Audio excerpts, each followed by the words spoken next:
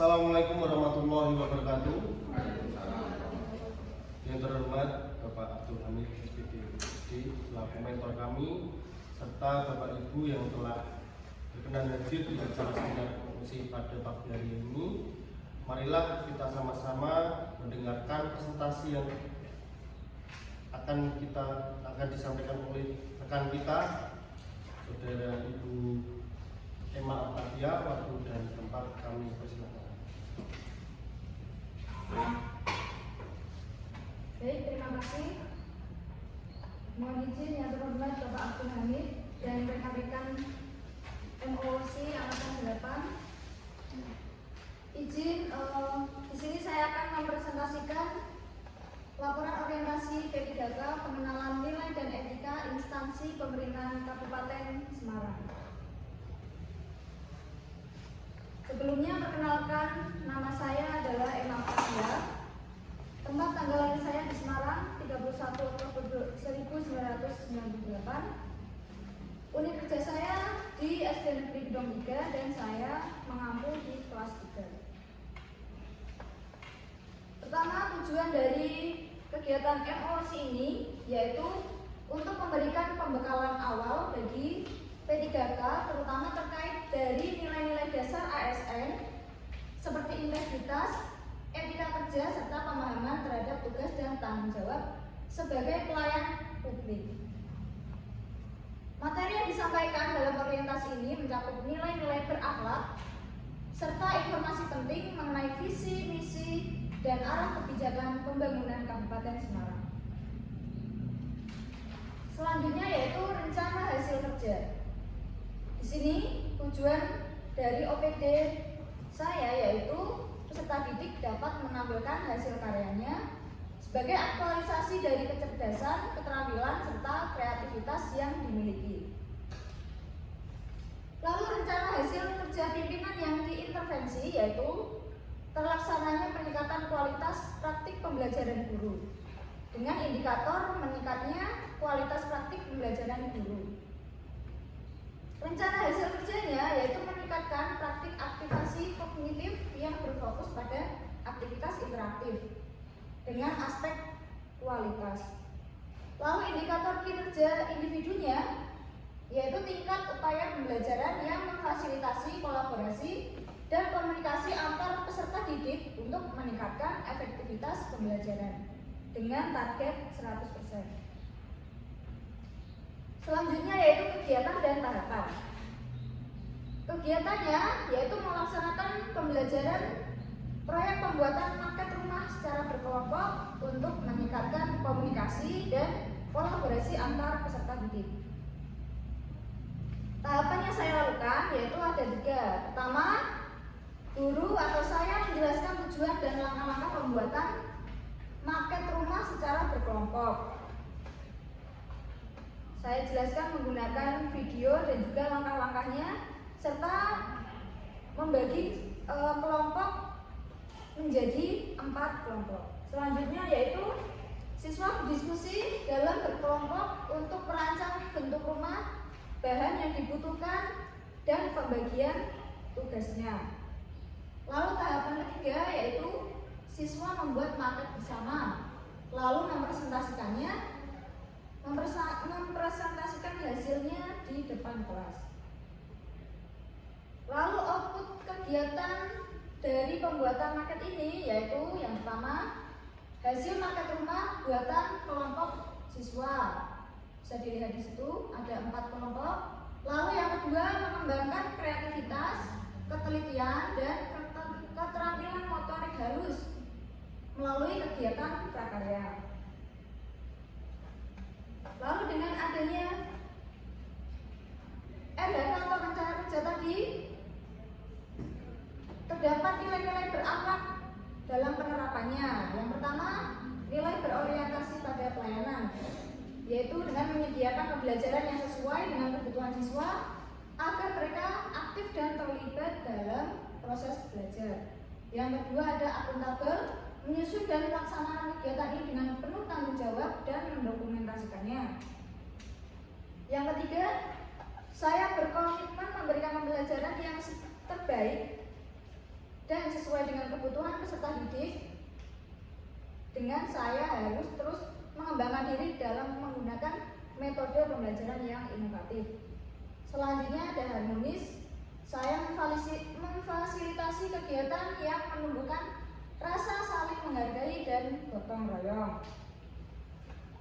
Selanjutnya ada nilai loyal, yaitu dengan menunjukkan komitmen pada peningkatan kualitas pembelajaran yang sejalan dengan visi sekolah dan instansi. Selanjutnya adaptif. Saya menyesuaikan metode dan arahan berdasarkan kemampuan serta dinamika kelompok. Selanjutnya kolaboratif. Saya memberikan kesempatan kepada siswa untuk bekerja sama dan berdiskusi dalam kelompok.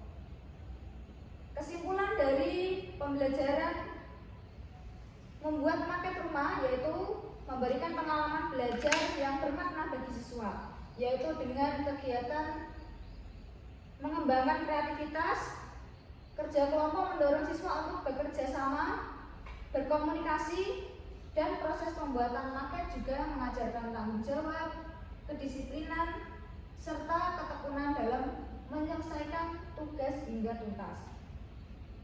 Terima kasih, sekian presentasi dari saya. Saya kembalikan ke masyarakat. Terima kasih atas pemaparan materi yang sangat menarik dari Ibu Emma Octavia. Cara selanjutnya adalah memasuki sesi tanya jawab. Bagi Bapak Ibu yang ingin bertanya, silakan angkat tangan, memperkenalkan diri. Untuk pertanyaan yang pertama, kami persilakan untuk Bapak Mentor, Pak Abdul Hamid. Persilakan. Ya, terima kasih. Dari rencana hasil kerja dengan tadi kan meningkatnya praktek aktivasi kognitif yang berfokus pada aktivitas interaktifnya, mana indikator kinerjanya adalah upaya pembelajaran yang memfasilitasi kolaborasi dan komunikasi antara peserta didik untuk meningkatkan efektivitas pembelajaran. Di mana kegiatan-kegiatan ini yang dengan laksanakan adalah pembelajaran proyek, ya, pembelajaran proyek untuk membuat maket rumah secara berkelompok, di mana di situ di pembelajaran itu kan ada nilai-nilai karakter, nilai-nilai mata pelajaran yang lain, lintas disiplin dan seterusnya. Nah, dari proyek yang dengan laksanakan tadi itu bagaimana supaya proyek itu bisa sesuai dengan visi dan misi di SD dengan itu bagaimana apa kegiatan itu bisa mendukung itu seperti apa kaitannya antara kegiatan itu dengan visi misi di SD dengan ya. Baik, terima kasih atas pertanyaannya Bapak Abdul Hamid.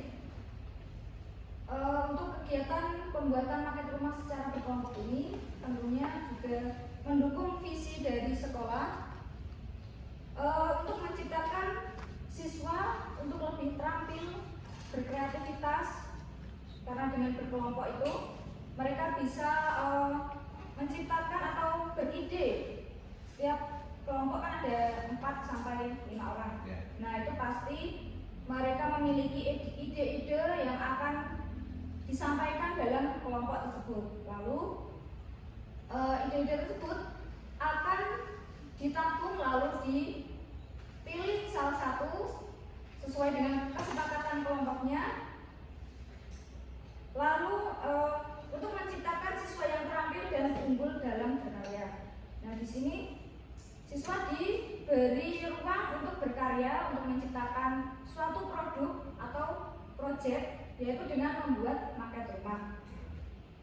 Lalu dengan melalui proyek maket rumah ini, siswa diberi ini dapat mencerminkan pembelajaran yang aktif dan menyenangkan, karena jika kita hanya menampilkan foto atau video atau hanya menjelaskan saja, siswa akan bosan, mengantuk, dan lain sebagainya.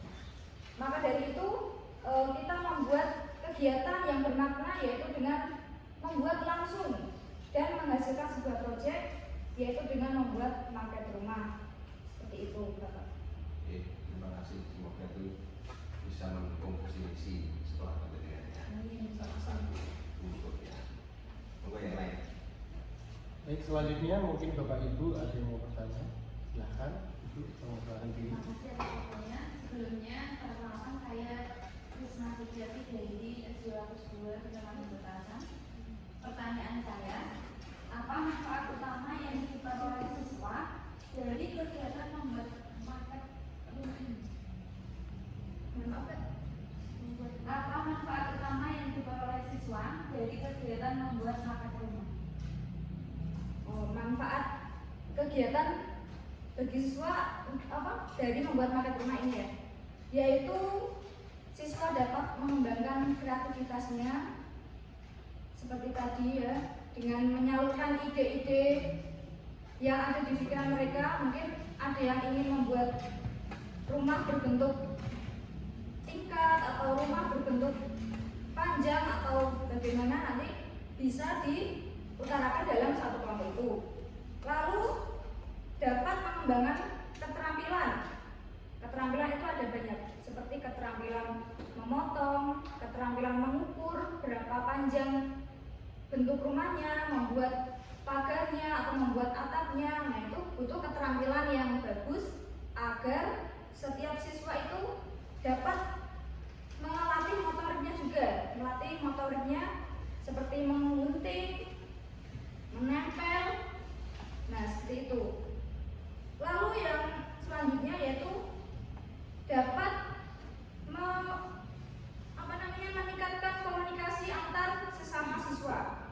Jadi dengan berkelompok, nah ini kan dilakukan di sekolah, lalu tidak waktunya tidak cukup, lalu dilanjutkan di rumah. Nah, itu di rumah itu mereka bisa berkelompok, bisa bersosialisasi dengan teman-temannya, dan juga menambah kerjasama tim dengan, dan juga dapat bertanggung jawab atas tugas yang diberikan dari saya kepada siswa tersebut, dan juga kedisiplinan. Mereka harus melaksanakan tugasnya masing-masing. Mungkin ada dibagi, ada yang memotong, ada yang menempel, ada yang membuat sketsanya. Nah, itu juga dapat melatih kedisiplinan dan juga ketekunan dalam menyelesaikan tugas. Ketekunan dalam menyelesaikan tugas itu seperti deadline atau tenggang waktu yang sudah saya berikan, mungkin selama 2 hari atau 4 hari, seperti itu. Terima kasih. Ya, pertanyaannya sangat luar biasa dan dijawab dengan sempurna oleh Ibu Ima Octavia. Semoga ini semua bisa menjadi referensi kita untuk pembelajaran di sekolah masing-masing ya Bapak Ibu. Selanjutnya, acara yang selanjutnya adalah sesi saran dan masukan. Izin untuk Bapak ini.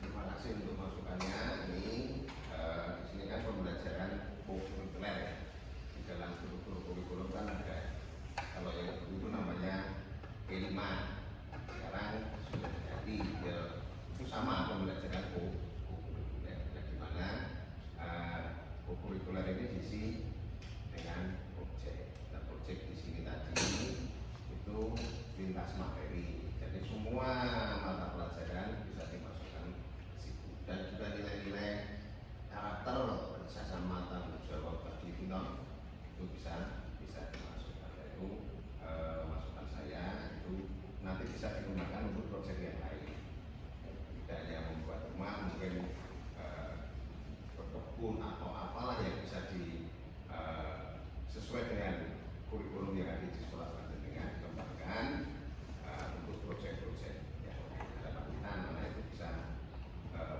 termotivasi untuk belajar, berkolaborasi ya, dalam mendukung apa yang kita 8 profil lulusan. Itu saja. Terima kasih.